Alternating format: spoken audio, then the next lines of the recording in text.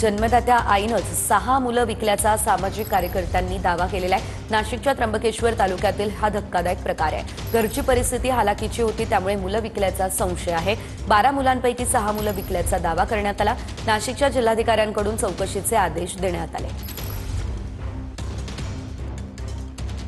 आरोग्य विभागाने सर्व ज्या दिवसापासून डिलिव्हरी पेशंट ॲडमिट केलं त्या दिवसापासून तर डिलिव्हरी झाली तोपर्यंत आशा कार्यकर्ते ही रोज नेमणूक करण्यात आली होती तिची।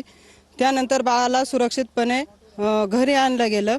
नंतर आशा कार्यकर्त्या आपल्या ज्या होत्या त्या त्यांच्या बाळाचं वजन घ्यायला गेल्या, पण काल अशी परिस्थिती समजली का बाळच नाहीये तिथं। बाळ नव्हतं ते कुठे, या संदर्भात काही तपास केला? या संदर्भामध्ये विचारणा करण्यात आली। ते बोलतायत आम्हाला परवडत नाहीये पोसण्यासाठी, म्हणून ते आम्ही देऊन टाकलं, एवढंच बोललं, बाकी काही तर बोललं नाही। ते बाळ दत्तक म्हणून दिले, तर ते अर्पण म्हणून त्यांना दत्तक मी केलं। अंगावर पिया दूध नाही, आमची अपेक्षा नाही तेवढं दूध आणायची आणि पाजायची, ते करता पण येत नाही मला, त्या माहिती नाही करायचा दूध, मग त्याच्यामुळं मी दत्तक म्हणून दिला। 12 जण। आमची परिस्थितीच ती अवघड आहे म्हणून आम्ही पियाला अंगावर नसत आहे, त्याच्यामुळे ते दिली आहे। मुलं 5 आहेत, म्हणजे 6 मुलं होतं ना, त्यातून एक इकडे खंडवेन नेला, 5 माझ्याकडे आहेत। मुली 6 जणी, दोघी लग्न झालाय दोघींचा आणि एक माझ्याकडे आहे। मोठी बातमी, नाराजीच्या चर्चेनंतर शिंदेंकडून फडणवीसांचं कौतुक करण्यात आले। कोई कितना भी चाहे हम जुदा नहीं होंगे, फडणवीसांसाठी शिंदेंनी शेरोशायरी केली आहे। अमिताभला बिग बी म्हणतात, देवेंद्रजी सभागृहातील बिग डी असं शिंदे म्हणाले। शिंदेंकडून चौकार षटकार मारत शतक फडणवीसांकडूनही दाद देण्यात आलेली आहे।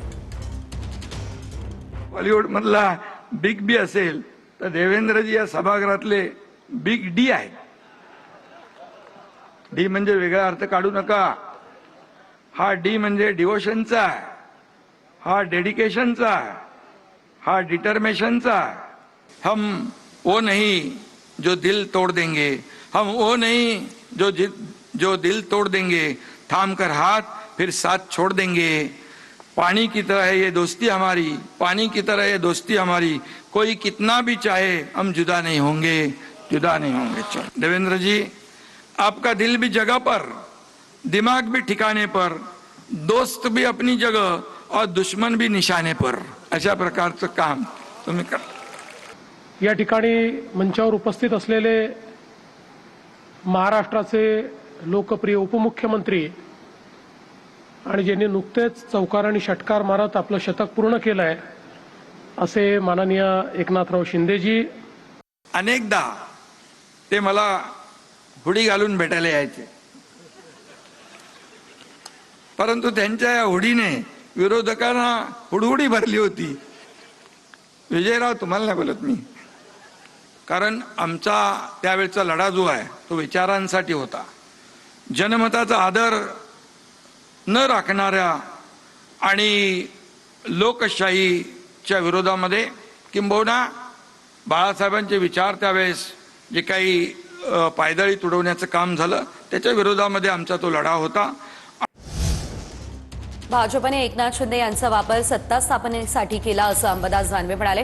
भाजप वापर करते आणि नंतर फेकून देते असंही त्यांनी म्हटलंय। ठाकरेंना कुठलाही आधार उरलेला नाही आणि त्यामुळे त्यांना एकनाथ शिंदेंचा उमाळा फुटलाय असं वक्तव्य प्रसाद लाड यांनी केलेलं। यावर अंबादास दानवे यांनी हे प्रत्युत्तर दिलंय। ज्यांनी स्वतःहून हार स्वीकारली आहे, ज्यांना कुठला पर्याय राहिला नाही, त्यांना आता शिंदेचा उकाळा आल्यासारखे ते बोलायला लागले। त्यामुळे शिंदे साहेबांचा उकाळा आणि पुळका दाखवण्याची गरज नाही। शिंदे साहेब आमचे महायुतीचे नेते आहेत, त्यांनी आता कडीपत्ता आणि ओला आणि ओवा ह्या भाषा करू नयेत।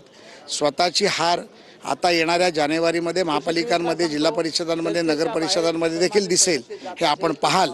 त्यामुळे उद्धवजींची जागा कुठे या बाबतीत आपण 1 फेब्रुवारी महिन्यात एक चांगलं डिबेट करू आणि त्यामध्ये आपण चर्चा करू। एकनाथ शिंदेंचा उमाळा नाही फुटलेला।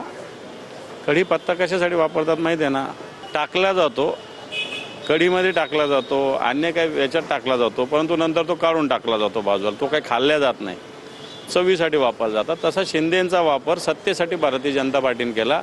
आता सत्ता प्राप्त झाली, आता बहुमत त्यांच्याजवळ आहे, अजितदादा आहे, काही अपक्ष लोक आहे, त्यामुळे त्यांना आता एकनाथ शिंदेंचं महत्त्व नाही। आम्ही जे आधी सांगत होतो की Bharatiya Janata party use and throw करते, ते भारतीय जनता पार्टी आता शिंदेशी करते हे उद्धव साहेबांनी सांगितलं. याच्यात उमाळा फुटायचं काही गरज नाही, काही कारण पण नाही, तसं फुटलेलं पण नाही.